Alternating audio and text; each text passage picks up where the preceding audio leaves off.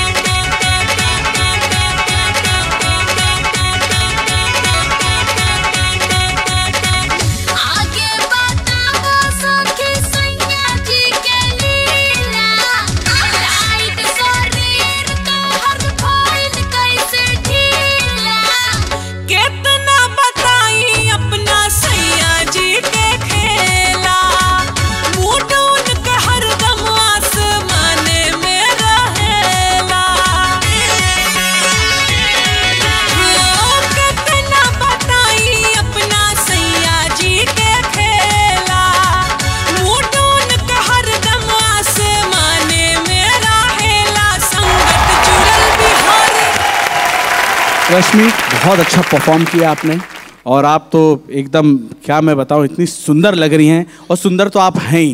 क्या कहना चाहेंगे आप? मैं बस यही कहना चाहूँगी, जब मैंने शुरुआत की थी तब ये नज़ारा नहीं था।